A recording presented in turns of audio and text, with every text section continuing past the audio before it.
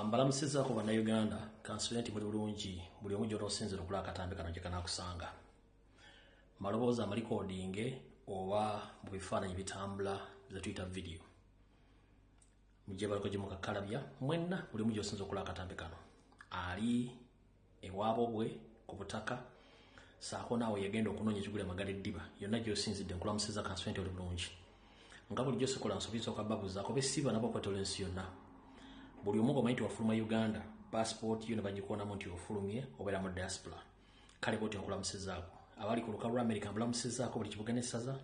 Abali mu Canada mbulamusizaako. Bungereza, Semazinga Bulaya, Semazinga Asia, Semazinga wa Middle East, Africa ne waka mbulamusizaako buli kitundu kyonna. Maserengeta, Mamboka, Mbukiikadde, Mbukiikakkono. Nkomekereza nti mu Buganda wakati mbulamusizaako. Mu Kampala mukolo wa Kiso Entebbe mbaagala nnyo temujjanga okwo. Nzize kipayopayo nga njala mu ntambule z'akatambi kano. Akatambi kano kakwata ku buli munnayuganda yenna. Gyali nsaba okatambuze kasobole okuba nga kataasa bannayuganda.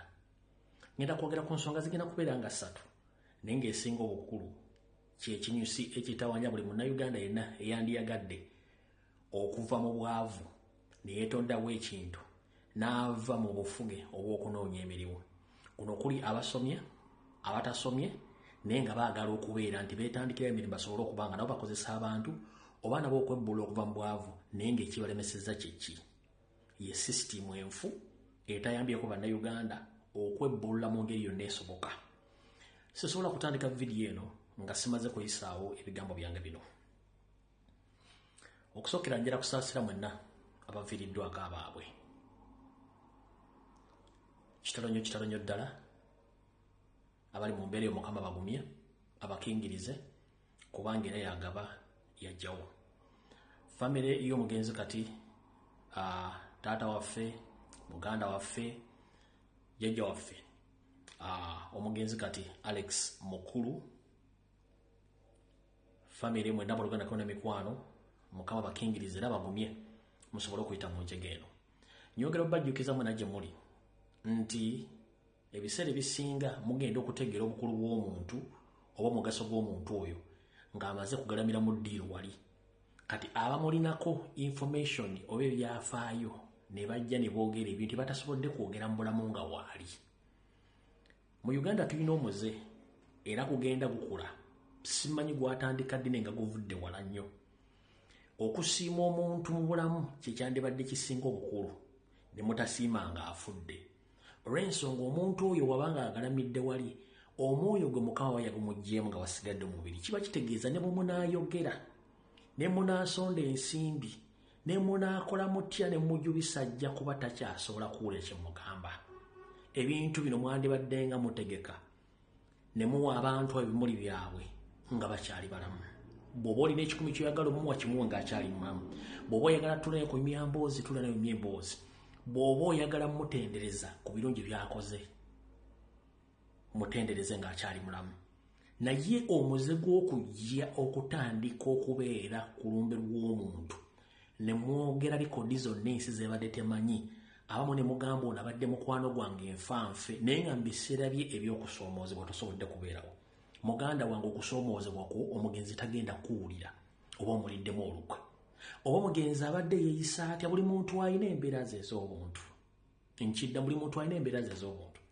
Waliwo omuntu ayangibwa abantu, waliwo omuntu omwekengeze, waliwo omuntu ye nga walukale.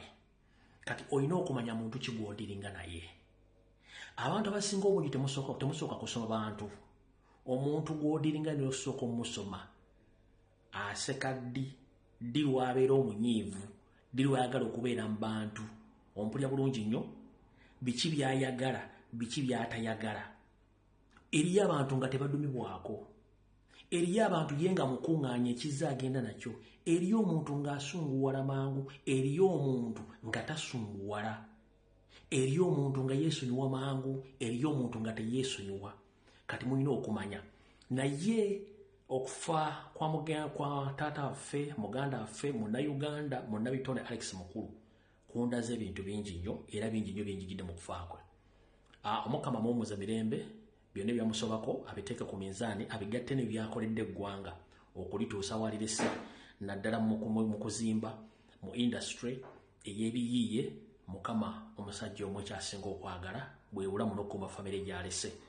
Kale nyongera bakubiriza mwenna mikwano gye ne bannayuganda mwenna abaategedde Alex Mukulu mu budde obusembayo mugende muwerekere Alex Mukulu asobola okubanga asobola oteekayo kyoteekayo kiteekeyo kubanga tugamba nti abafutuzike bafuba naabwe abafutuzike bafuba naffe bw'oneekingiriza n'ogamba nti agwe tebikwatako munnange gwe agenda okuddako nkidda munoga togenda kugendayo oba togenda tola lubugo gujja okuddako era nawe tojja kumanya bani abagenda okuziika baani abagenda okubeerawo ebigenda okwogerwako mu kuziika ku bigenda kubeera ki.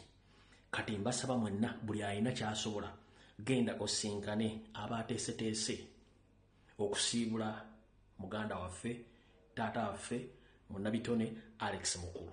Ebya gavumenti bijja kujja mubimanyi naye kati byaffe by'obuntu bya bulijjo nga manyi enkola yaffe bweri mu Buganda nti omufu bw'abanga afudde tasalibwa musango, omufu bw'abanga awummudde ate tuba tulina omuyambako asobole okutebenkera mirembe eyo gy'abaalaga ewatagenda badda.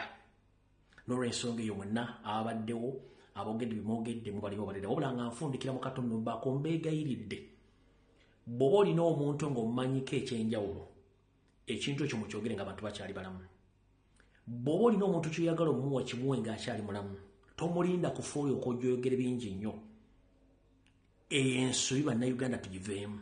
Alex Mukulu abadde wa mugaso mu ggwanga naye nga batono nnyo abakimanyi nti wa mugaso. Mwabitegedde ejjo naye faamu tuba tubimanyi nga tetusiriise naye kati mwategedde n'ebigambo bingi byogeddwa ne mutegeera n'omusajja abadde w'amaanyi naye nga mu biseera by'okusoomoozebwa tewabaddewo n'omu naye yeyo enkola yaffe y'abaddugavu naye era ku mikolo tekubulako basiiwuufu ye yennyini waali mukama wamutadde essaawa zino buli kimu akiraba era amanyi ani ani era tumwagaliza okuba nti mukama amwaniza mirembe na buli kimu kyonna ekyamusobako kisobole wattu ate okuba nga kitambula bulungi. Alright, awo nvuddewo. Ngenda tandika ne vidiyo ya leero ngenda kwogera ku nsonga ekwata ku bannayuganda bonna. Eggwanga Uganda ly'eggwanga erisangibwa ku lukalu Africa oba mu kiwato kya Africa eririmu buli kirungi kyonna ekyetaaga okubeerawo okuyimirizaawo ekitonde kya Katonda. Wabula obukulembeze nga bulijjo bulemesezza bannayuganda bangi okwekulaakulanya olw'enteekateeka enfu eri abantu abo. Lwaki? Ebiseera bingi abakulembeze batukubiriza okukola naye ate bennyini ne batumalamu amaanyi agakola nga bayita mu ofiisi ez'enjawulo otulemesa. Baateekawo n'eŋŋombo egamba Buy Uganda and Build Uganda. Nkidda mbaateekawo n'eŋŋombo egamba Buy Uganda, Build Uganda. Naye nga mmanyi nti abasajja bano boogera ebigambo naye tebabituukiriza. Y'ensonga lwaki munnayuganda ali ali ennaabonabona.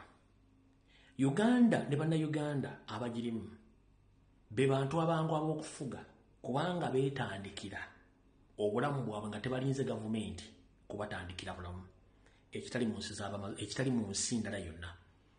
Mu nsi endala bannansi batunulira nnyo gavumenti ki kye bateekeddeteekedde ekitali mu Uganda. Mu Uganda munnansi yeetunulira nga ye era yeefaako nga ye era n'abaana baazadde batuuka ekiseera nga bakakata ku ye okubalabirira okubasomesa kati wekituuse n'obafunira emirimu n'okubakuuba. Kitegeeza mu Uganda buli muntu atandika obulamu bwe nga teri amukwatiddeko okuggyako mikwano gyo abazadde gavumenti ekkuteeko.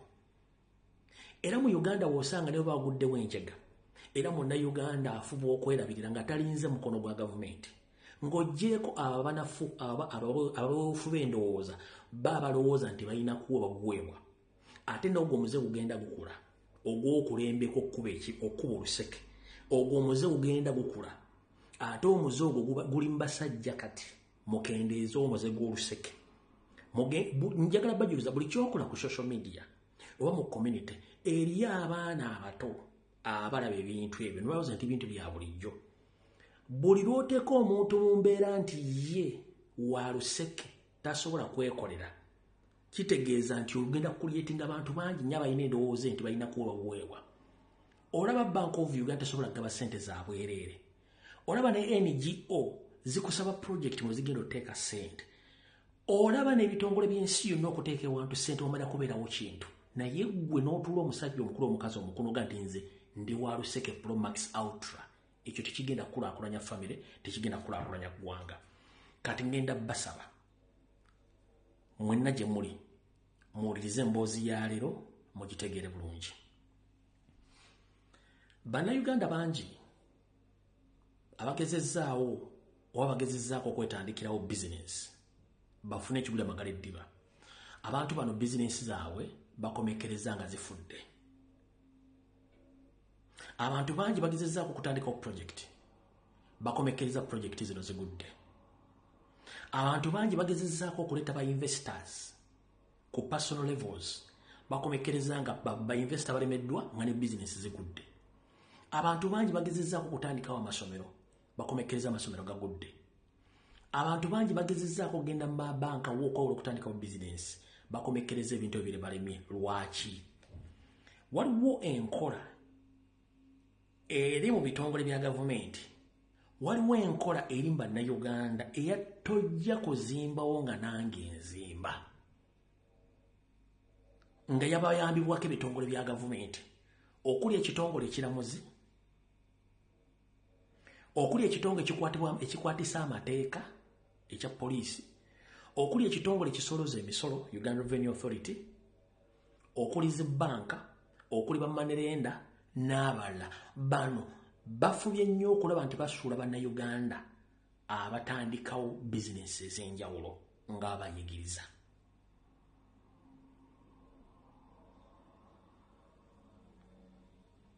Sigenda kulandaga nnyo nga sikuwadde kyakulabirako kya leero, so nga ate ebyokulabirako bingi. Kansooke nkuweekera ekyokulabirako ekya leero naye nga sina kizannya. Ngenda kusooka kukubira omulango gutakungula ekitongole ekya Uganda Revenue Authority, nkubira ekitongole omulanga ekya Bank of Uganda, nkubira ebitongole ebikuŋŋaanya oba ebitereka ensimbi z'abantu ebittavu ze tuyita bank, nkubire bamanerenda omulango gutakungula, nkubire Minister of Education and Sports, nkubire Federation of Football Association mu Uganda gye bayita FUFA ekulemberwa Moses Magwo ne bannammwe. Muveeyo muyambe former captain wa Uganda Cranes omukulu Andere Mwesigwa, oba gumuyita muyita Ande Mwesigwa, mumuyambe ku bizibu byalimu. Musajja mukulu yakyanga omupiira ku mitendera gyonna, ogwaffe ogwawaka, ogwaffe ogwa Africa, ogwa Europe n'ogw'ensi yonna. Naye Ande Mwesigwa obusente bwe yakuŋŋaanya yalaba nti ate ekitone kyafunyemu ssente n'abaana abato basobola okufunamu ssente, n'ateekawo essomero asobole okuba nga atendeka abaana abo ate nga naye bw'afunamu ekigula magala eddiba. Nga bw'omanyi nti ensimbi tezikuŋŋaanyizika, Ande bambi yagezaako gendako mu bittavu afune ssente asobole okutandika projekiti eno. Ebittavu ne bitandika omubala omufuulo nga balina ekigendererwa eky'okutwala essomero lye. Ono si yasoose, abantu bangi batwaliddwako ebyalo mu nkola eyo etali ntuufu. Ande Mwesigwa yeekubidde omulanga zigenda kuwera wiiki 2. Sinnalabayo wa FUFA avaayo okugamba tugenda kuyamba Ande Mwesigwa. Sinnalabayo wa Minister of Education agamba tugenda kuyamba Ande Mwesigwa. Sinnalabayo mukungu wa Bank of Uganda agamba tugenda kuyamba Ande Mwesigwa mu nsonga okuinvestigatinga banka eno ne bamanerenda bakola baki. Sinnalabayo Minister of Education ng'evuddeyo kubanga Ande Mwesigwa Sports Academy eri part and parcel of Minister of Education and Sports. Naye bonna basirise Ande Mwesigwa ali mu kunyigirizibwa n'abaana bangi nnyo. Singa Ande Mwesigwa batwala essomero lye, ekyo ekyokulabirako kigenda kuba kigenda eri abantu ti mu Uganda tosobola kuinvestinga mu wadde okukola mu project n'obanga oli safe. Singa project ye anaagitwala mu ggwanga ery'omuliraano n'abeera successful, fe abaana baffe tugenda tuba tubalese luddawa. Lwaki tuleka bannabitone? Lwaki tuleka bannayuganda abadde n'obusobozi obusookawo okuteekawo bizinesi, okulabirira n'okuwa emirimu n'okutendeka bannaffe okuba nti abantu ba tebayambibwako? nesse ne muziteka mu project ezitalina makulu nga project esobola okuemployinga abantu project esobola okwerevetinga abaana ne mugireko omuntu bamubbe nga alaba nga sinagenda wala nnyo ebitongole byensabye nsaamuveeyo muyambe former captain wa Uganda ande Mwesigwa ate siye yekka njagala nsooke mbawo akatambi kano mukawulire then nze ndyoke nzije nnyongereko ebyange oluvannyuma.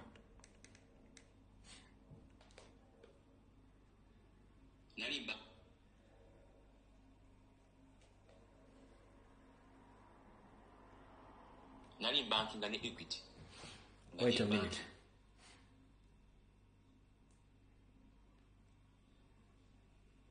Nali banking and Equity. Nga banking. So Equity nesikirizibwa. Negamba tutambule ffenna. Equity banka nanko kumpangayo ko obusente milioni 2 milioni 3 milioni nga bwe fabrishing esomero. Sente zebampa actually sente zalinga mu finishing. So tutuuka Equity nebanga erina milioni 3 mu 8 nazituuse 3 mu 8 and twali tuli servicinga bulungi kati bank gyebayita ABC bank ne peakinga interest ngeyita mba agency bamanyi babeera mu butale nga banoonya buti business. So they approached mukwano gwange najja nangamba ke banki eno eyagala kutambula naawe eraba essomero liina ki progress y'amaanyi era lisobola okutambuza loan. So tujja kuwaayo kaloni kutambuza eziriki ennungi era actually that is why I opted nengamba okay kale nebagamba tugenda kugula loan eyo otumala ogigula tukutopinga up obusente then otandika okukola ki otandika okubanga operatinga o servicing okumanya ddala emyaka 5. So milioni zaali ziweze 3 mu 8 kati ABC okugula loan eno abamanyi bya business obakola nti baleeta sente zino zonna ne baziwa banki eyo then ne batopinga up bwe bakola top up milioni 10 ezo milioni 10 ze batopinga up ne ziba milioni 4 mu 8 kati 4 mu 8 ne tutandika okukola tutya opalinga magambo eti nazina akazifuna 10 by the way okugwa kwa account yange nazifuna twazini January then ne tugenda mu lockdown thereafter weeks I think zalinga 2.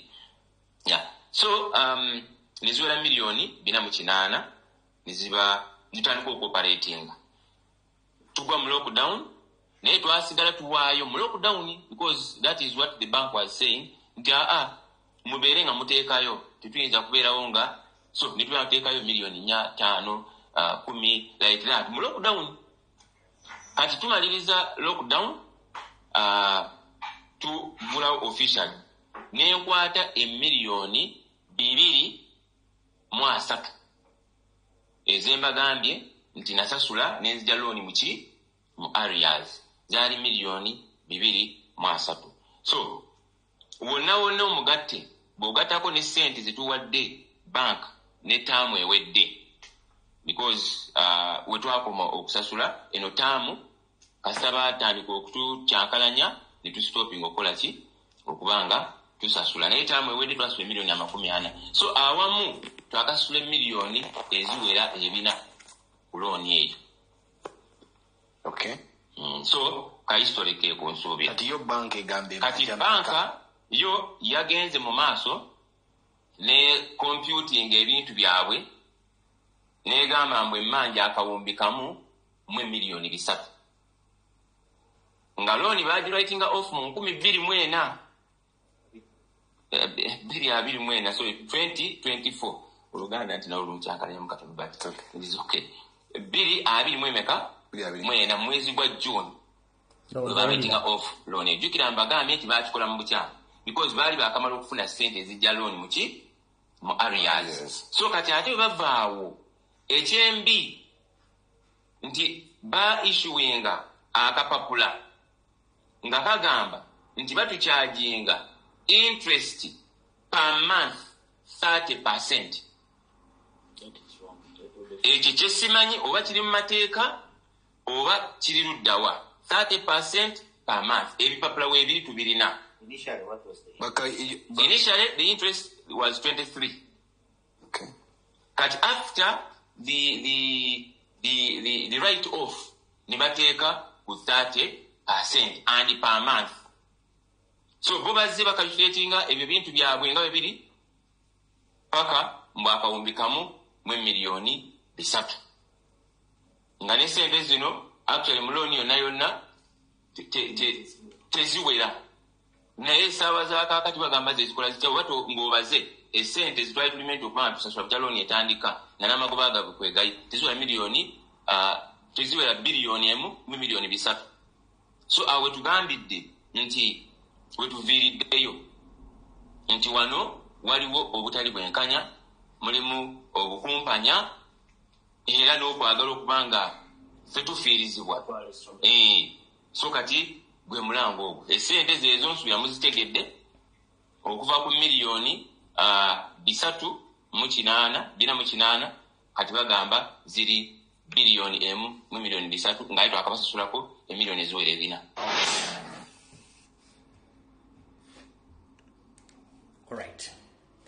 Oyo former captain wa Uganda Cranes, Muganda ffe Andy Mwesigwa, ngali mu miranga olw'okuba nti banka ne bamanirenda bagala tutwala ebintu bye ku ssente zeyabeewolako zebatandise okucanga okutuuka mu kawumbi kamu obukadde 3 nga teyagamba ssente zebamubanja ntono nnyo kwezo zeboogera. Bwe mba muwulira ebigambo nga maze obiwulira, a comrade oba muganda ffe Andy Mwesigwa si yali mu mbeera eyokka, abantu bangi bali mu mbeera eyo. Naye nga kyekiviiriddeko ekyo? Ekiviiriddeko ekyo, bano abaleeta system ba Uganda ne Build Uganda tebaamanya wa we basobola kuyambira bannayuganda kuzimba Uganda. Imagine omupiira gwa Uganda gukyali wansi to the extent bw'onoonya bannayuganda mu nsi yonna abasamba omupiira gw'ensimbi nga bafuna ssente empitirivu bakubula. Lwaki? Academy zandibadde ziyamba bannayuganda zonna zaafu. Waliwo Proline Academy sima ekyagituukako ya Mujibu Kasule. Kati yo naye Andy Mwesigwa naye bagenda gikuba ekigo ne Academy nyingi nnyo naye nga FUFA esirise, Ministry of Education and Sports esirise, Bank of Uganda nga Regulatory Authority naye esirise. Ompulira?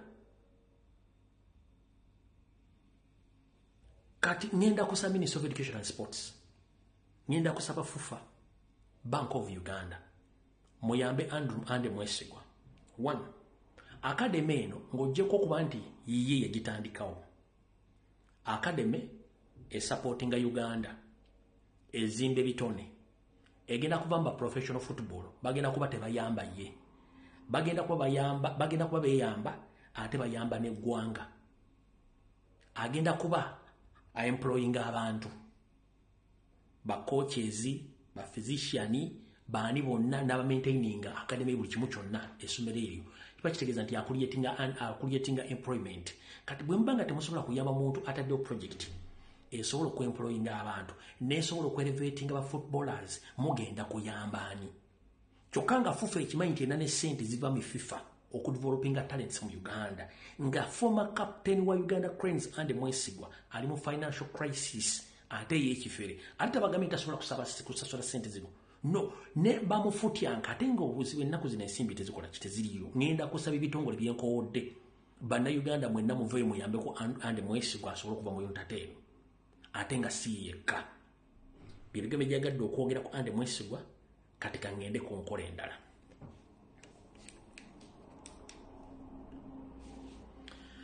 Mu nkola yemu eyo, bannayuganda bangi abavudde mu diaspora nga bazze ne ba investors, nga investors mu Uganda okukola kye tuta business survey, investor n'alaba nga waliwo opportunity nnene nnyo y'okutandika amakolero b'ekintu kyonna ekisobola okuba bannayuganda emirimu n'okuba nti asobola otandikawo business eziyamba bannayuganda. Kati omuntu oyo n'atuukira either wa minister n'atuukira either ewa RDC oba n'atuukira wa MP yenna n'amugamba mayita ati nze ni Munnayuganda nti ye anva mu America oba anva Canada oba anva mu Bungereza oba anva mu Europe nti ye nina omuntu ali willing okuinvestinga sente mu Uganda n'amupresenting omuntu oyo ne bamusomera project yonna nga bweri olya bulungi nnyo kati bamumala musomera project yonna bweri oli kyasooka okubuuza Munnayuganda abuuza nze nfunira wange omuntu bw'amala nze nfunira wange omuntu ng'ate asaba kontakiti za investor gw'oluvaawo ne investor mu office ng'ate ono omuntu akwatagana investor owulira nga investor either bamunyaga oba investor ng'abivaamu ng'alaba enkwe nnyingi nnyo nga nekyabadde asuubira tekiriiwo investor ng'adduka bannayuganda bati bafiiriziddwa opportunity ey'okuleeta ba investors olw'abafere abeeyagaliza mu Uganda abamu batuuka n'ekiseera ne bainvestinga ssente zaabwe mu Uganda era abantu benjogeddeko mu office ez'enjawulo ne balemesa bannayuganda okukola bizinensi zaabwe era omunnayuganda afundikira addusa zeenku kyeyo nga ganzi Uganda njire si Uganda tesoboka lwaki lwabikolwa ng'ebyo mbagambye abo njogedde ku bannayuganda ba individual abaleeta ba investors benjogeddeko ate nga bangi nnyo olidde ekintu ekyo kati omala okutegeera ekintu ekyo n'okitegeera bulungi n'okimanya kitegeeza tukyalina obuzibu bw'amaanyi nnyo mu ggwanga Uganda nakubutya ensi bwegenda okuyimirawo bwe tuva ku abo bannayuganda baleeta ba investors ne tudda ku bannayuganda abaabulijjo abaawansi bannayuganda abaabulijjo abaawansi ajja n'agamba kankwate akasente kange kano ntandikewo ka small scale industry akamanufacturing ebintu nga bitandikira ku village level wentandikira okukola okubisaasaanya munnayuganda oyo n'atandika business nga talinamu wadde omukono gwa gavumenti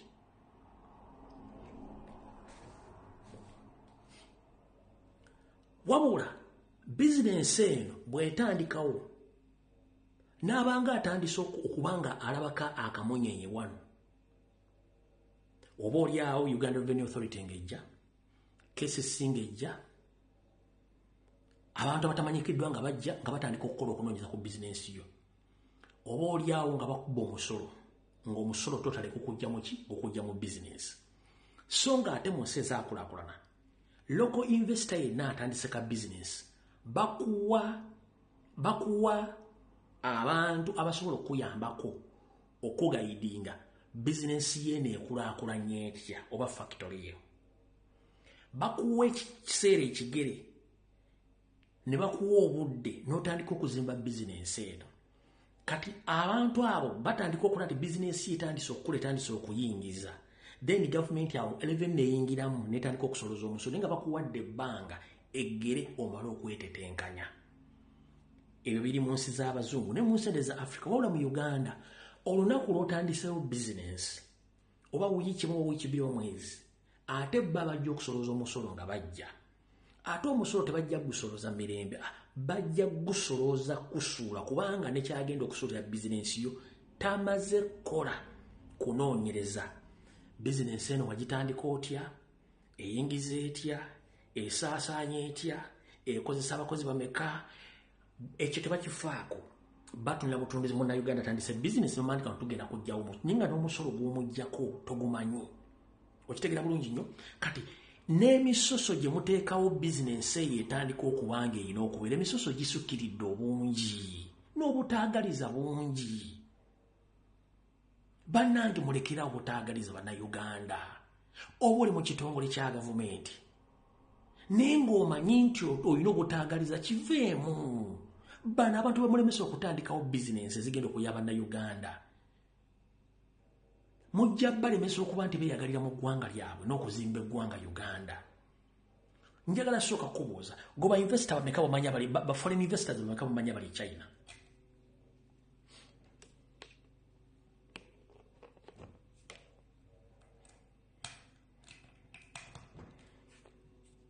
genda okole survey genda China obuuza aba China ba foreign investors bameka bali China bwe baje bali soza nti bawera 10%. bonna abantu abakola business n'okumanufacturing e China balocals ne baleka basupplying ensi yonna ffe mu Uganda tusobola kukopa kintu ekyo. Genda e India ombuulire ba foreign investors bameka abagenda e India to invest money. Ba local investors bayimirizaawo India osanga omuntu ng'alina lumwemu akoleramu yatandika abana ba innovators ng'atandise okuinnovating okukola ebintu ebyenjawulo naye ng'ebintu babigula abitunda ku local market.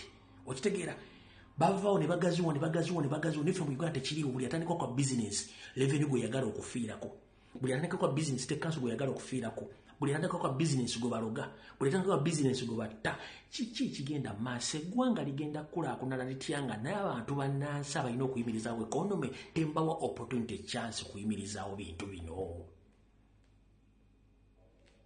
Ebitongole bya gavumenti, Uganda Revenue Authority, mubeeko n'ekisa ku baloko investors naddala batandika abaana abato.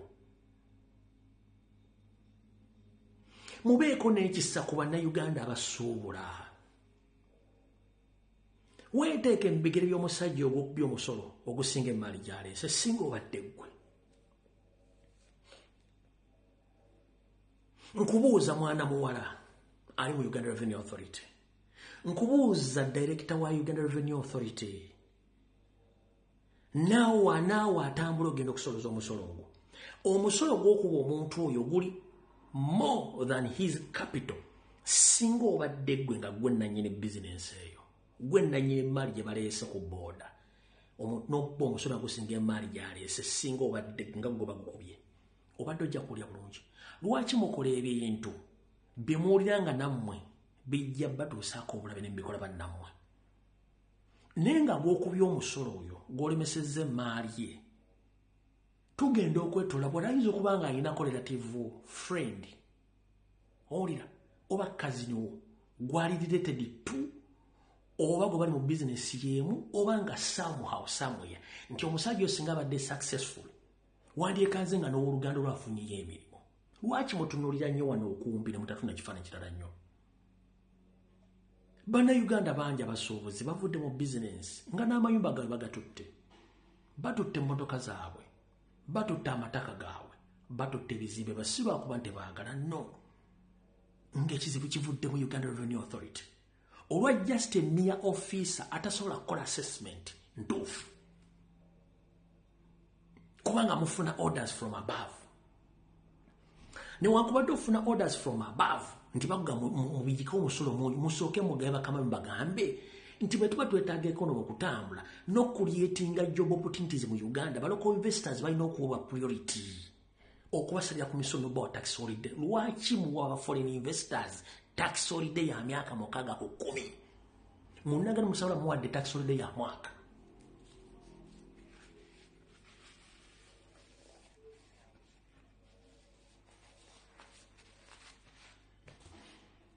Lwaki mukola ekintu ekyo? Ng'otudde mu ofiisi emmaali y'omuntu ezze okitunuddeko nga ya $2 egya $, n'omugamba aleete $4 egya $, in taxes. Naye nga n'ebigendera ku konteyina ebimu tobitegeera kubanga konteyina eyingi aleeteddemu amaali naye nnyini eyagimwazisa agisasuza amubanja ssente buli lwerwayo. Store wagenda otereka ebintu ebyo era still bannannyini store baagala ssente. Emmaali gy'aleese egenda kumala ddibanga ky'okwonooneka.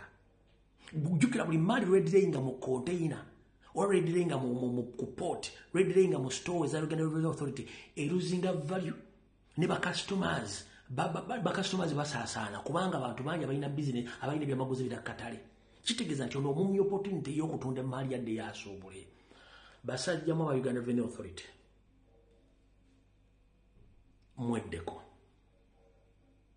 Ennaku zino muzannya nnyo obubadi nti mukwata nnyo dollars ze basmaguling okuyingira mu Uganda.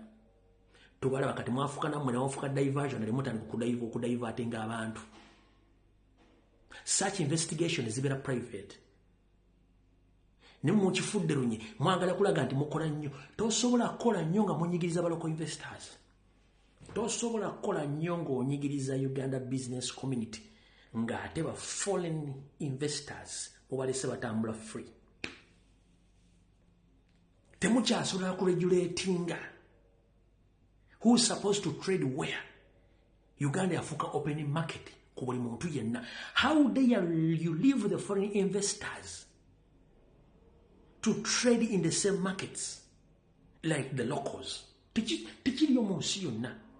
Noga nti omuchina avudde kuwa importer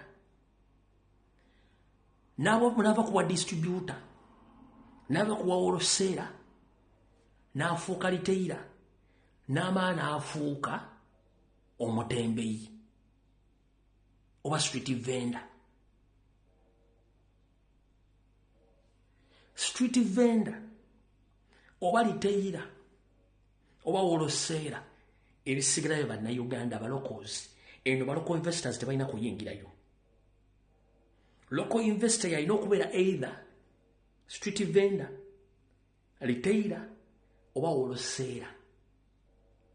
Then omukyala n'abeera importer oba manufacturer oba supplier waakomaawo. Naye osanga mu Kampala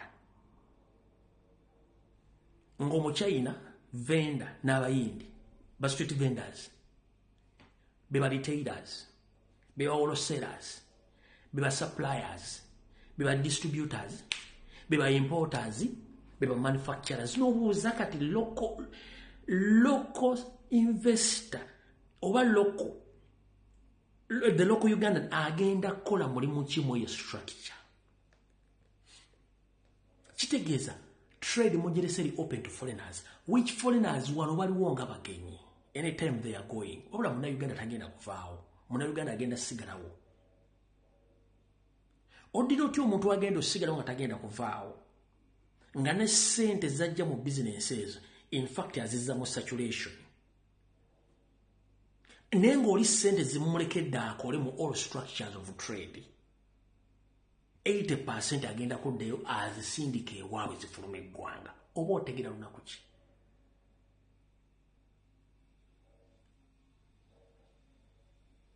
Omuntu gw'obandibadde mu charging emisolo emingi yandibadde foreign investor kubanga foreign investor bw'akwata ssente addemu n'azifulumya. Local investor bw'akwata ssente azizza mu saturation. Nemuganyo kitegeera. Kati ngenda kusaba ebitongole mwenna. Muddemu mu rethinking bwe mu revisiting policies zammwe. Bannayuganda bangi bafuuse homeless. Balina ssente. Bannayuganda bangi bafuuse jobless. Baali self-employed. Naye nga abadde mu kintu kino mubaddemu financial institutions, mubaddemu Uganda Revenue Authority. Ekifudde bannayuganda abamu ba jobless, ba homeless, ebintu bino biri mu Uganda Revenue Authority, biri mu financial institutions. Muno mubalidde bamanirenda biki byonna, bonna babaddemu. Ng'omuntu yali well off, business zitambula bulungi, wabula Uganda Revenue Authority ne bamu oluseke. Bank of Uganda ne oluseke Pro Max, kuloni interest. Jukira bannayuganda basinga obungi tebali well versed na mateeka olwokuba nti bali eager nnyo okufuna ssente. Tamala kusoma terms and conditions eza loan eri abazisoma n'ozisayininga ng'ozitegedde. Ne bank erina weetuuka ate neebuuka amateeka ge mwasayininga neekola vice versa against your will. Ate eva tosobola kulwana financial institution nga banka n'ogiwangula. Bwe baagala kubba basobola okukosa avenues zonna okukusuula kubanga basobola okuapproachinga abalamuzi, basobola okuapproachinga bannamateeka, basobola okukola buli kimu kyonna gwe just oli muntu omu. Kati Uganda Revenue Authority, Minister of Finance, Bank of Uganda mugezeeko nnyo okurivisitinga policies zammwe eri bannayuganda. Stress zifuuse stress. Depression zifuuse depression mu Uganda. Heart attack zifuuse heart attack. Blood clot zifuuse blood clot. Olw'abantu ebirowoozo bye balina. Olwa business zaabwe okusaanawo, olwa properties zaabwe okutwalibwa. Naye nga kivudde ku ki? kivudde ku nkola enkyamu envundu eri mu bitongole ebyo ate nga kagendere ng'omukadde akogga era mukikola mukimanyi naye gye mukoma okunyigiriza ennyindo mujja gireeta omusaayi lwaki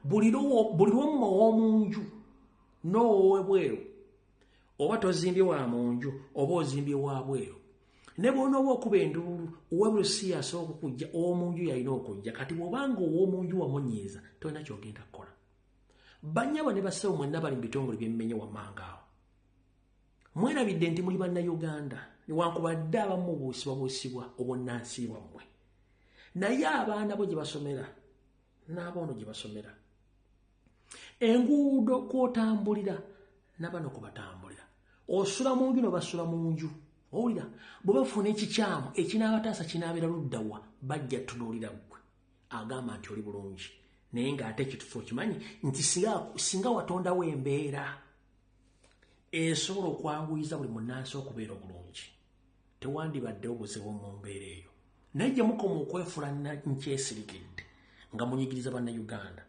mujja tuuka ekiseera nga temukyasobola kontrolinga bantu abo kubanga mubanyigiriza nnyo awo nvuddewo kweyensolo magenda bagenda gisimbika bulungi nnyo tugenze ku nsonga endala tugenze ku kitongole ekikwasaganya ebyettaka mu Uganda gye tuyita Minister of Lands erina amatabi mangi nnyo okwetola eggwanga lyonna ng'amatabi gano gali ku disitulikiti ze tuyita district land boards ne ku LC3 nazo kweziri kati bwengenda okwogera ku byapa bino ebyettaka n'amataka muno neraba landlord ngenda batwaliramu abalina ebyapa ngenda batwaliramu lwaki ngenda batwaliramu one Minister of Lands n'abakozi baayo bonna basinga obungi ekibba ttaka n'ekisengula bantu mukinamu mukono gw'amaanyi nnyo ekibba ttaka n'ekisengula bantu mukinamu mukono mungi nnyo lwaki amateeka n'ebiragiro agakuuma rekodi z'abantu ku mataka gaabwe muzirina bulungi nnyo lwaki muwa access abafere ba ssekinnoomu lwaki muwa access ababbi mu gavumenti okwaccessinga amataka g'abantu ne bagatwala ng'abantu abo tebamanyi oli agenda okulabirawo kumakya nga poliisi bawanyondo bazze bamuzinze kulongeti wano wooli si wawo tulage ekyapa mukazi wattu musajja tunajjayo ekyapa naye ng'ekyapa kyalina kikadde ku kyono kyalina naye oli alina ekyapa ekipya najja n'asenda abantu n'atwala ebintu by'omuntu omuntu n'asigala ng'akaaba n'asigala ng'aboyaana ng'awulira obulumi naye nga kivudde luddawa kivudde Minister of Lands eri abantu nga yo omulimu gwe gwakugenda buli wali ofisi ya lands kukebera ebyapa kino bagenda ku kyalo nga bakebera wano ttaka lyano twetaaga lino ettaka tulyetaaga ne tukoze tutyo dibba nga batandika okunoonyereza ani nannyini ttaka eryo nga bagenda mu landizi nga bakolagana abalandizi nga batandika okucupula guno okwoteka bakyemaana aba abafere abakolera endagaano eziri backdated ne batandika okugenda okuluka olugero lwabwe ogenda okyekanya ngaebintu byonna bifune nga kivudde mu landizi ne bassentebe bannange Minister of Lands mutuyambe mukyuse mu nkola yammwe omuntu yenna bw'ajja n'ekyapa oba omuntu yenna bw'ajja okufuna access ku kyapa nga si ye nannyini kyali mu system mugambe genda ondeetere nannyini kyapa kino ekyo kyokola okukyusa ekyapa ky'omuntu nga taliiwo ne woosula nawe wajja kujja omuntu akole ekintu kyekimu kyokoledde omusajja oyo omanyi bannayuganda ne mu nsi yonna mwerabira nti ekintu ekikyamu kyokola omuntu kimala ne kibbulukukira muggwe oba muntu wo oba ku mwana oba mukazi wo tolowooza nti ekikyamu kyokola ogenda kubuukawo nakyo nedda buli muntu lw'omukolako ekibi kimala ne kibbulukukira muggwe ng'omuntu yakimukoze oba ku muntu wakuli okumpi. Yensonga lwaki nze abalalwa bangi mbalabulabi. Kubanga ebitundu 40 abalalwa abali mu Uganda ne mu nsi yonna ekibafudde abalalu bikolobero bye baakola abantu ne basirika. Omuntu ayinza obutakuloga wabula tuga nti akamwa katonzi. Oli agamba kale ojja kiraba nga tagenze wantu wonna nagamba onkoze ekintu kino ojja kiraba. Ebyokulira ku mbiina bingi nnyo nti oli ajja nabba ettaka ly'omukadde. Omukadde namugamba mwana gonzibye ettaka lyange ku myaka gyange kino n'osenda ebintu byange. Kale ate naakola kimu ne muyina amaanyi. Wayitawo enzingu ntono nnyo ng'omubbi yazze okubba ettaka yafudde ng'omukadde waali yasigaddewo. Obanga n'omukadde yafa naye nga asigadde akolimi. Mu mbeera eyo mwabali Minister of Lands, District Land Board,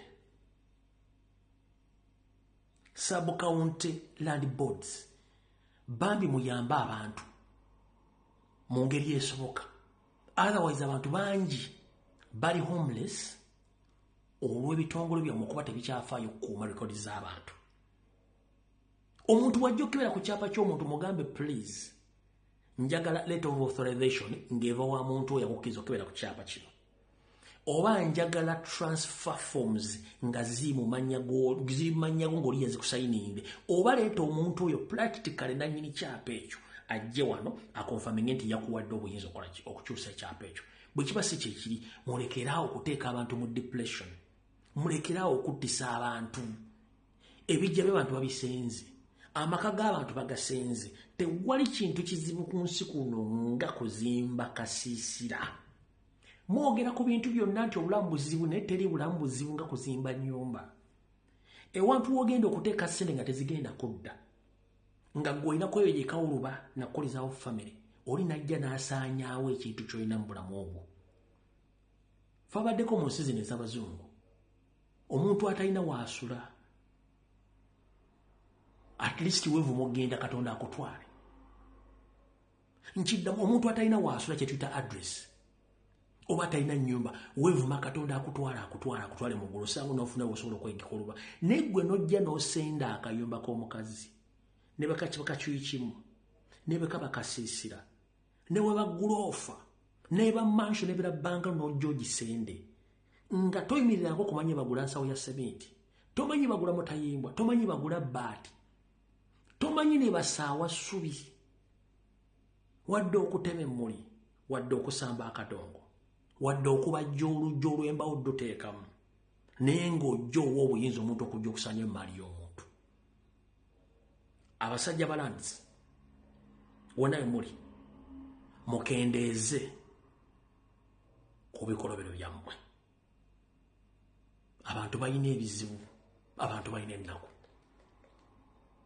Oli ali Bulaaya aleka ettaka lye agenda okuwulya balitandisa oddonyonyongera. Bw'agatta stress y'e Bulaaya n'agatta ne stress gye mutaddeko e Uganda, mwagala abeere ki? Lwaki teyeesula mu traini? Lwaki teyeesula ku kizimbe n'avaako n'agwa? Si buli muntu nti ayine omutima omugumu n'agamba nti wadde bankoze kino kankume. No, alowoozamu ebbanga ly'amaze ng'akola. Abalaba ebbanga lye mmaze nga nkola nga mbonaabonera ettaka lyange oba akayumba kange ako omusajja akasente mu ddakiika. Olina wa mugumu nnyo asooka n'afunamu gyenganaga nedda ensi teri feya. Teri feya kubanga akikoze ye wulu gy'ayagala. Ayagala by'amangu tafudde ku muntu. Muganda ngwali Minister of Lands wonna woli. Akatambi kano bajja kakusalya bajja kakutuusaako. Kyokola muno toyagala bakikole. Olwaliro kikola okutabangula olwaliro kikola okutabangula nannyini ettaka eryo oba nannyini kyapa ekyo oba nannyini nnyumba gye bagenda okumenya ng'olwokuba okoze forgery mu system okyusa ekyapa ky'omuntu. Omwana wo manyi future ye bw'eyimiridde kubanga mugenda baleka emibega nga mugenze ffena tugenda kufa. Ne generations zetugenda okulekawo zigenda kusigala mu vulugu ki era tuziyigiriza ki zigenda kusikira ki. Gw'osobola okubeera successful mu bubbi bwo n'obba n'okuŋŋaanya embali n'olunaku lw'ofa buli kintu ekitandika against the family which you left behind. nkiddamu olwali osobola okuba successful mu bubbi okuŋŋanyiza property z'abantu ozibbye ng'oli olina amaanyi kuba the system still protecting you naye olunaku lw'ofa bw'oti the same system will turn against you bannanyiniwo bagenda kujja baclaiming properties zaabwe back so bano abaana boolese babegaba wakuŋŋanyiza emaali enzibe bagenda kubeerawo batya bagenda fuuka momboze naye nga wakuŋŋaanya bingi ebitaali by'amazima lwaki tewakuŋŋaanya akatono nga k'amazima abaana bakasigalemu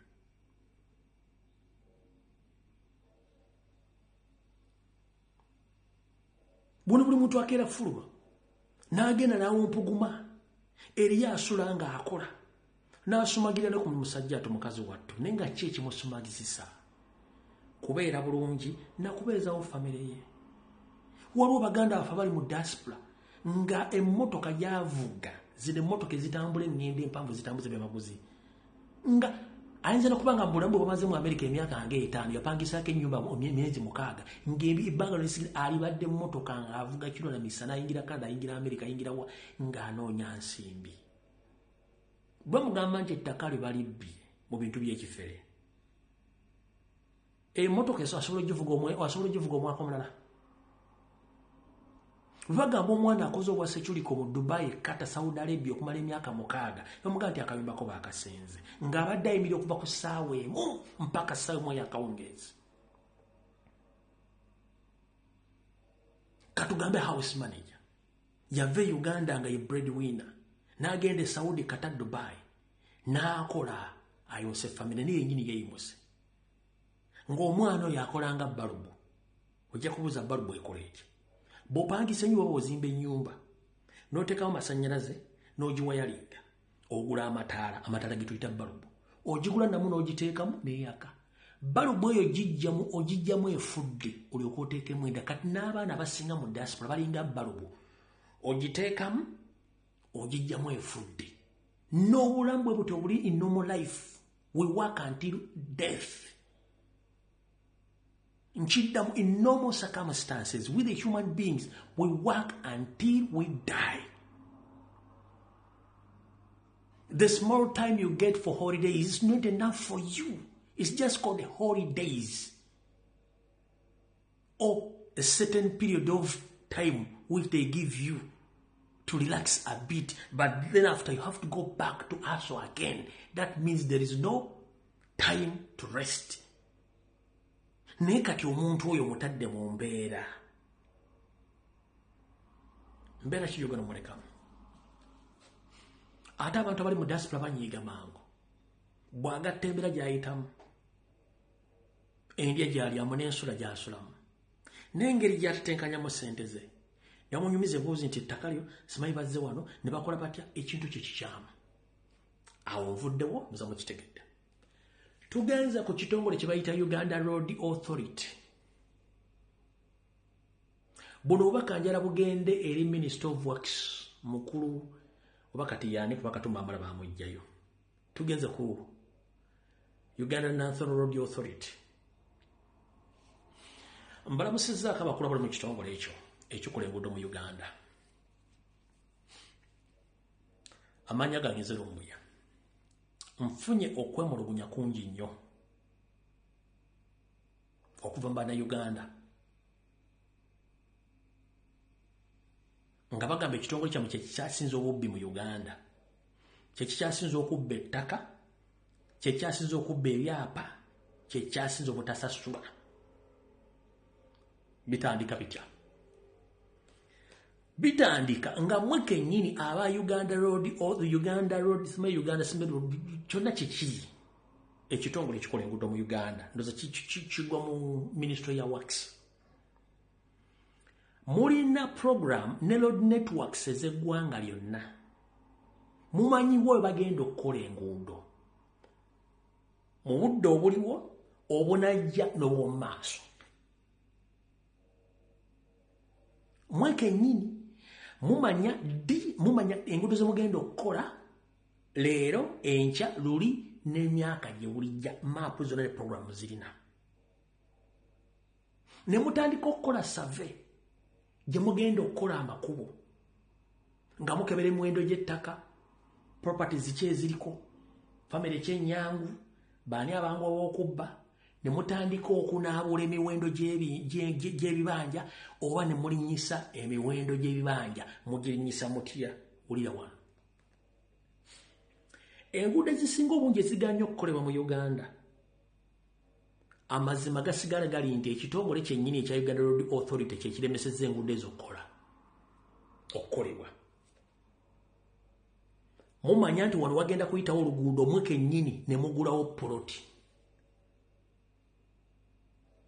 mugula poloti mu byapa ne mu ndagaano ne musirika gwe poloti oyinza okuba ogiguza $2 oba 15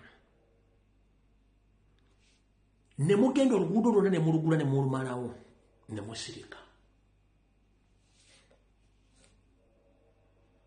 gavumenti egenda okulonkinga oluguudo ntugenda kukolebwa ng'endagaano zonna muzirina n'ebyapa mbirina naye ng'ebyapa bino n'endagaano biri mu mannya g'abaluganda bokka n'emikwano aba famire zammwe teri mukozi wa Ministry of Works oba Uganda Road Authority asobola kujja okyapa nga kisoma mannya ge either muganda we mukazi we oba omuntu yena gwaba yeesize gwateeka mu kintu kino nga Debrada mu office kati time bwetuuka gavumenti ng'era okiza okukola oluguudo olwo ng'abantu bavaayo weyagula $1,200,000 asaba obukadde 5,600 kati oluguudo luba luliko kilometers 1,000 abantu abo bagenda basasula ddi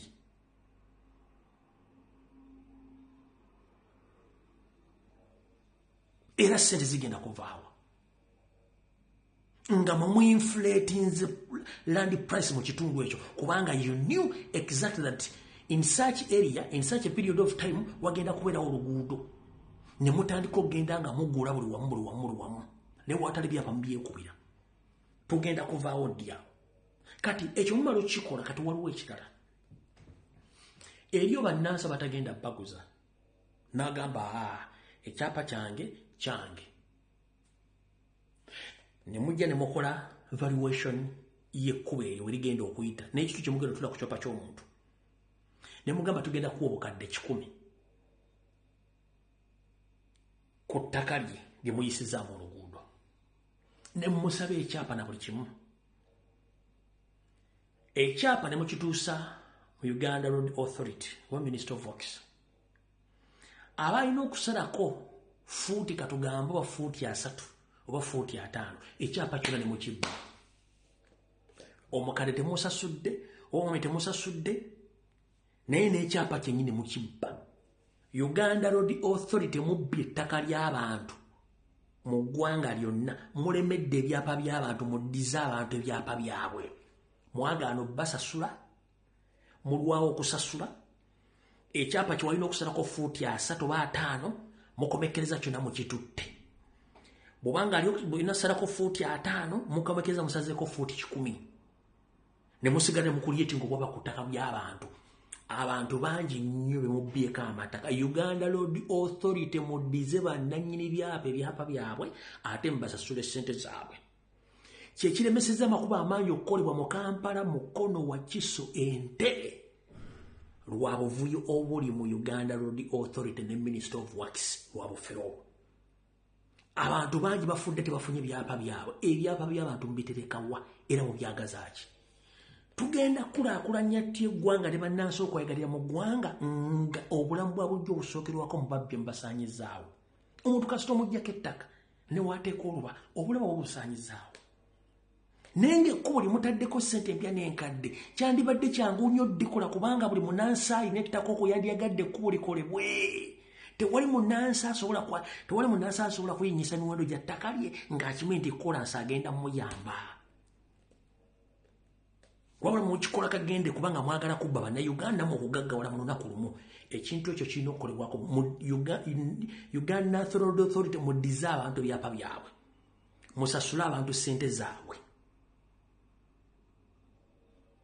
eno video mugenda giraba ne bannayuganda mwefudde bannampawengwa ekizibu kye mulina nti bwemufuna ebizibu nga musirika tunaakola tutya ate mbwate gavumenti yegwe kulwa abantu eri abantu gavumenti eva wa Katonda gavumenti mwe mugironda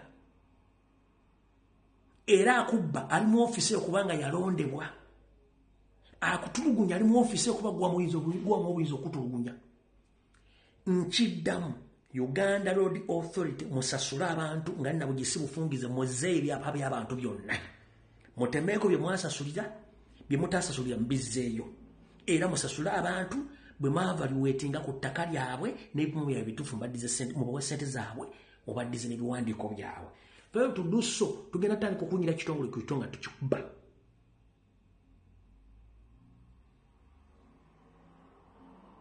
mumpulidde bulungi nnyo awo tuvuddewo tugenze ku nsonga endala tugenze ku kitongole eky'ebyobulamu Minister of Health mujye baliko gye mutuusaako engalo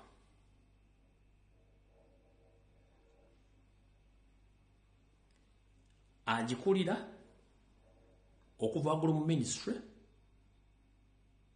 permanent secretary n'abalala bonna bali mu kitongole ekyo mbalamusiza kanswenti muli bulungi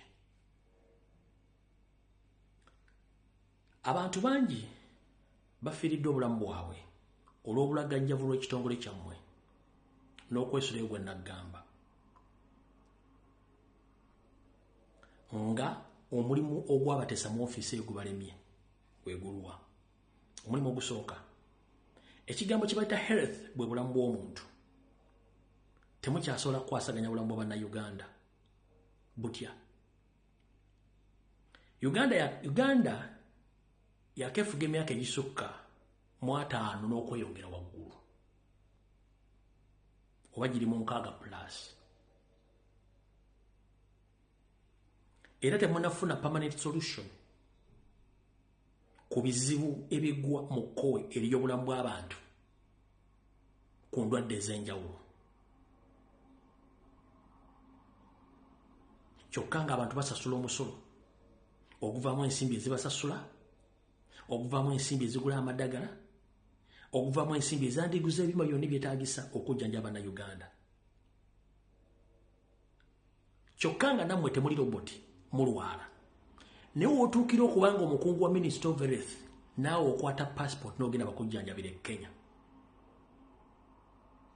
Minister wa Health naawe noone bagenda bakujjanjabira e India pamanisa kuno bakutwala bakujjanjabira e Turkey ne bakutwala bakujjanjabira mu America oba China oba Vietnam oba Philippines kati gwe minister oba ogibiramu ku mulimu ki ku ddiru ki nga naawe kennyini system gy'ogenda tosobola gyesiga kati saasira maama Nakijoba saasira mama Nakirijja saasira mama Kabali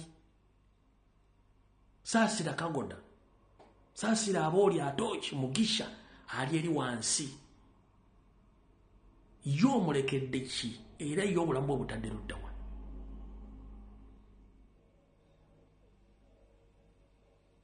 naye ng'ate ministry zezemu ku ministry ezifuna budget ennene ku nsimbi z'omusolo ng'oggyeko ssente ze mutolako ez'emisaala ejja mmwe bakozi ssente zisigadde ezibeera mu budget muziteeka wa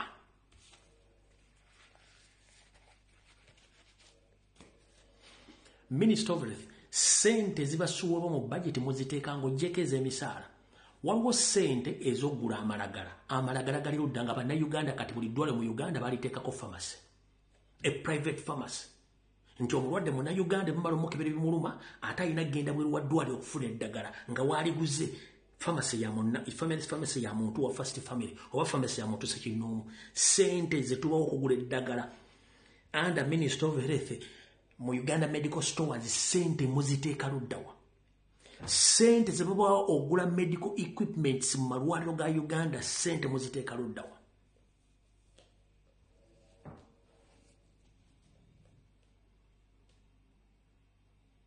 n'amalwaliro agamu gali referral hospitals tegakyalina body scanners tegalina scanners tegalina oxygen n'abasawo tebakyakola kansa afuuse kansa ng'ekyuma kya kansa mu Uganda tulina ekyuma kimu kiri mulago which country is that nga nakyo kituuka ekiseera ne kirwala kansa ne kifa. Kati abalwaddemu oli n'ava gy'avudde ku nkusiru ya Uganda n'ajja nga nafuna bujjanjabi mulago. So ng'ate buli district yandibadde erina referral hospital ng'eri well equipped ne machine zonna era nga buli district yandibadde erina cancer treatment machine. Azibba olwaleero bw'oba okyamira eddagala okyanywa omwenge okyalya emmere erimu ebitafuttafu onywa sigala otambula mu Uganda ng'ennyindo ziri bweru emmotoka zifuwa omukka omuddugavu omukyafu n'embeera y'obudde nga yafa nkulayirira ogenda kulwala kansa. Atayagala kutuukiriza buvunaanyizibwa obwo kansa agenda kukwata naawe ogenda kubeera nga bali b'olyazaamaanya.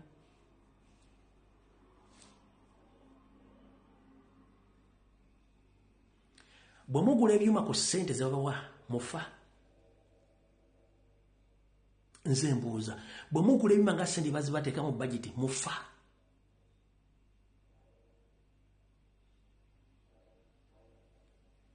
Era nze mbuuza lwaki mwetaba mu kutugumbula bannayuganda n'obakendeeza emyaka?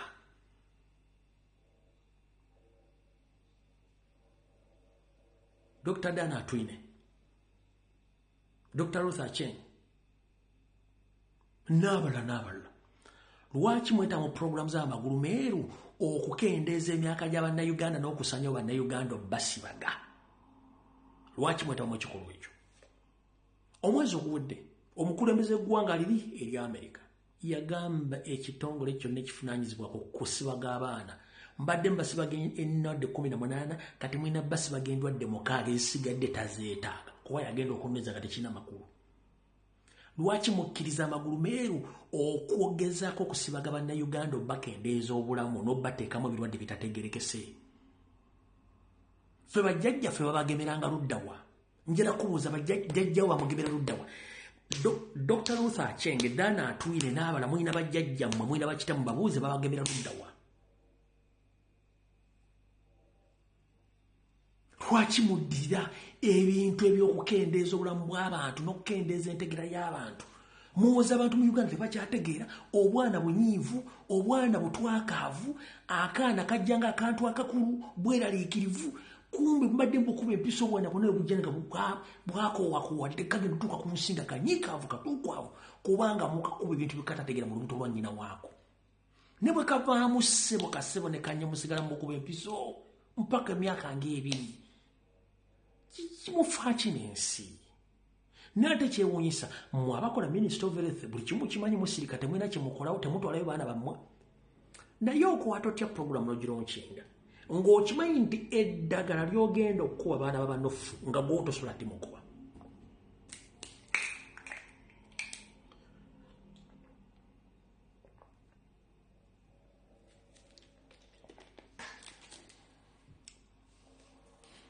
Nkubuuza otudde mu yafeesi onekaanekanye mu maganduula bakuleetedde project mugisome bulungi nnyo yakusibaga baana ba ggwanga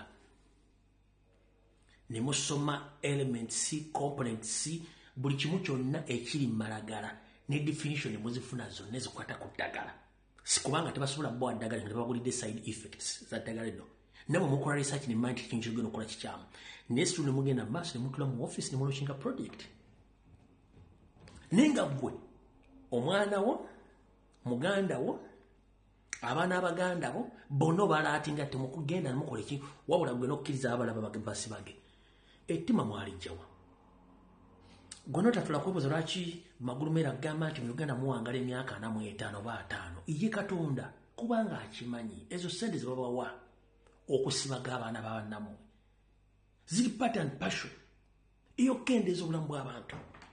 Kuno kunsite kuli muntu alina bulamu bwa muntu nti abuvunaanyizibwako kuba Katonda yabumuwanga amutondeka mu lubuto lwa nnyina. Gwe lwaki omuntu sekinnoomu ate oyagala okwefuna nti gw'ogenda otegerera abantu babeerera mu bulamu bwabwe? Ennaku zino entegera y'abaana n'abaana okumantala kivudde engeri gye mbadde mbayisaamu nga bazadde balina embuto eddagala embakuba ompulya bulungi eddagala embawanga amaze okuzaalibwa abaana bakola bamantaavu ebimu ku side effect z'amalagala ago. Abaana banaabuse mu ntegeera, abaana balowooza nga nte, abaana balowooza nga mbuzi, abaana bali anirule, abaana bakyuse mu butonde bwabwe, abaali abalenzi balowooza nga bawala, abaali abawala balowooza nga balenzi, ennyambala enneeyisa na buli kimu, kubanga muzze mbakolako ebintu bye mutamanyi na side effect zaabyo. Banange mukyuseemu. Minister of Health mutuyambe. Mulina n'emisango mingi egy'okuwoza mu maaso ga Katonda ku bintu bino bye mukola. Katonda abalaba. Ababbi eggwanga oddimalawo. Katonda abalaba. Nyongera okujjukiza. Bibuli yennyini ekugamba nti olimala okubba oba akawummuza nawe ne bakubba. Ani akubbye? Naye abadde akulona nti oli mubbi. Mwayiza omuze. Abaana ku intaneti, abaana bavuma. Teri avuma. Ekyo bakiyita frustration. People are frustrated right now in Uganda. Mugezaako bba silencing obutogera, which is wrong. There is no service delivery. Insecurity, eringa insecurity mu Uganda. Kidnaps, ziringa kidnaps. Judicial system yafa. Abantu bali makomera nga tebalina kubeera, they are not meant to be there. Abantu bagweddemu essuubi. Gwe omwana abeera frustrated n'agamba nti olinga kino n'onyiiga nnyo okusinga omuntu eyamubbye ejjambiya, eyamubbye essasi, eyamunyiza obulimaawa, eyamukoddemu eriiso. Gwe n'ogamba nti yeyavumye asinze, yavumye avumye nnyo. No. Gwe oba owulira nti okukuvuma oba okuyisaamu eggaali kikunyiiza, kati saasira gw'osibye emyaka 6. Ng'okimanyi talina musango. Saasira gwe wamenyera enju. Saasira gwe wasosola nga azze ofuna omulimu. Omugago tosobola kufuna mulimu wano. Saasira ensimbi z'eggwanga ezibbiddwa nga famire emu yezibbya. Saasira abasirikale abatafuna musaala. Saasira abasawo batafuna musaala.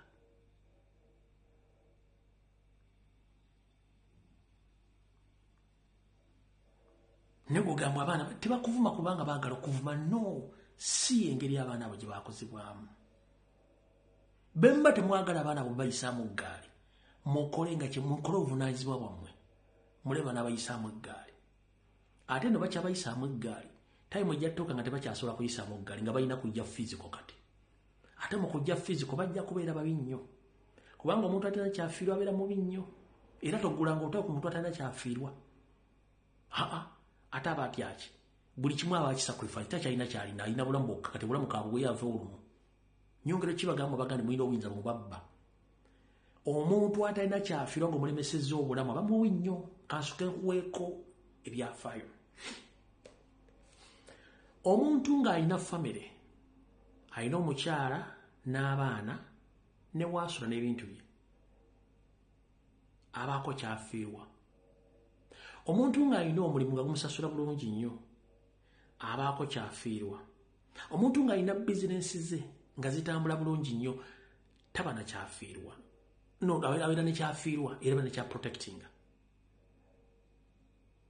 Naye omuntu nga talina kyafiirwa ng'ensaagira abulabi, talina buvunaanyizibwa, ne wabadde ajja 10 n'omunyigiriza, omuntu oyo lw'anaasalawo okusituka ajja kugamba ffenna tubifiirwa, akantu ffenna tubifiire kabi nnyo. Ate ng'akuga ffenna tubifiirwe, ye talina kyafiirwa, gw'alinago gw'agenda ofiiriza. Lwaki akufiiriza? Kubanga naye wabba bibbe, toli mmenti kuba na bintu ebyo. Wabba bibbe. Ne ku ssente ziwabba kwaliko ezize kubanga asasula omusolo. Ssente ziwabba zayinza kukola lulina okukola oluguudo kwalina okuyita. Ssente ziwabba kwaliko ezirina okuzimba essomero eryalina okusomesa abaana be. Ssente ziwabba kwaliko okuzimba eddwaliro nga ne bwaba balwadde ajja genda mu ddwaliro eryo. Kati gwe omuntu we baga nti sina kyenfiirwa agenda kuyisaamu eggali togenda kuwona. Ennaku z'omugamba insecurity nnyingi ku street abantu peva bajjako amasimu no. Government system yajeeterawo via Christopher Damolira and Major Emma Kutese bagiteekawo nga bagezaako nnyo okuprotectinga Mukama Museveni nti ba ghetto kids oba ba ghetto people baleme kusituka kujja kwekalakasa kujjako Museveni. In return balina baleka ku street bakole kubanga nabo baba bayambako mu mulimu ogwo. Nenga ani yakibakolera yennyini government ya initiating ekintu ekyo. Yensongola ati bazanyo badde bakolera abantu abalala nga statement zebogera tezikwatagana kyabaddewo temwona kitegeera. Yenkola ya government yagwa. Baba ati amateeka buli kiraba kitya baagala nnyo violence ate tebakkiriza. Kati byembeera Museveni kyali mu government ye bali babeera mu bulamu obw'ekifere nenga si kye bali n'otunulira omuntu ategese okusabira omuntu gw'asabira taliiwo naye ng'ate kye tuyita okusaba tuba tusaba Katonda omuntu oyo amuwa obulamu oba amusuuse naye ggwe n'okulukuta amaziga gaggoonya okusikusaba no oyina kyokwese nti omuntu ono gwe tuzza okusabira tugenda kuddamu mumulaba g'emaziga ago. Naye bannayuganda batasomera bbaluwa mu bbaasa tosobola nga togenza kusabira amaziga ewaffe mu Buganda gakungula. Omuntu yenna atonyeza ezziga aba ayina ekintu ekimuli ku mutima nga kimuluma. Kitegeeza amaziga makunguzi gwonna oteeka okusamulimiranga woowe kikikyo teri Mukama Katonda gwe yali ayagadde mufukamira mu maaso ng'apo yanaakaaba amaziga tekibangayo. Katonda tayagalangako maziga.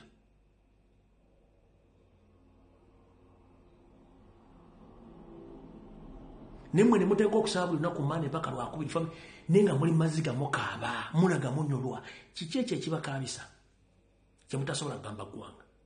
Ffe tuba tulaba ne tugamba Katemba mwe mukole ekituufu kijja kuvaayo ate bwe kinaavaayo temu kimugenda kugamba ggwanga just kabakadde budde okwadimitinga nti people we were right. Just we are camouflaging taking time to confuse them. You can't confuse people forever. At one time they'll get to realize mwade mafera, which is okay. Kati system bwetu wetambula mufere yo niya Museveni bufere eva bufere buli kimu bufere kibaberako naye ekikutta obudde bwe kinaabuta reality engeze mujja tegera abantu kyeki. Right now muforcing abantu ogenda mu exile kubanga batya okubasiba okubavuna n'emisango gy'ekisiru. Abantu bajja kuŋŋaana nga bakuŋŋaana nga myaka gy'ensanvu mu myezi gy'ekinaana nga balina okuddeeka bagenda kudda batya. Ate nebyafaayo tebikusaidia Museveni tateesangako n'atuukiriza ndagaano ye buli kyabaakola kibeera ku ye aba ayagala kifundikire nga kiyamba ye ng'omuntu so singa eggwanga. Museveni tatulangako okuteesa nga ateeseza ggwanga no talyagalangako. Museveni tayagalangako Uganda tayagalangako bannayuganda. Lwaki? Mu myaka 4 ensobe abakulembeze ze baakola bali ate abaakola omusinga azikoze emirundi 10 okubasinga. Singa ali agala eggwanga singa mu Uganda yemu ku nsi ezirina referral hospitals eziri ku international level nga Congo ereeta abalwadde mu Uganda, South Sudan ereeta abalwadde mu Uganda, as well Kenya, Tanzania, Burundi zonna nga zireeta abalwadde bajje bajjayo mu Uganda. Ekyo ekigenda okukola n'education system giyasangawo ng'ekola ng'ereeta Abasudani ereeta Abakongo ereeta Bannakenya Abatanzania okusoma yagitta tebakyajja wano kitegeeza teyayagala. Uganda yandibadde yensi erimu enguudo eziri ku international level kubanga eri mu kiwato kya Africa etya. Emmotoka ezijja amaguze Kenya nga zibitwala South Sudan ziyitawa Uganda. Emmotoka ezitwala ebimaguze bitwala Congo ziyitawa Uganda. Emmotoka ezitwala ebimaguze bitwala Rwanda ziyitawa nti ziyita Uganda. Ezibitwala ziyita Uganda. Kitegeeza tuwandibadde tulina enguudo eziri ku international standard era nga zisolozebwa ssente ziyamba eggwanga naye tunulire enguudo tulinga bakava mu lutalo eryo ggwanga. Kitegeeza tebatwagala. Uganda olina mu mabiro g'amasannyalaze agasukka mu 2 amasannyalaze gavaako galinga gatooki galinga ga power banka gege sente nyingi gegavaako gegatasaasanya ensi yonna abantu bakyatema emiti ng'obutonde busaanawo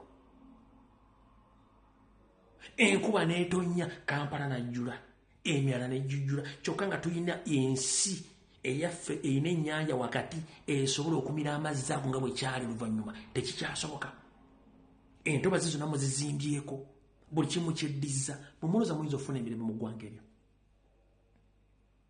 abaana abasomye tebakyasobola kufuna mirimu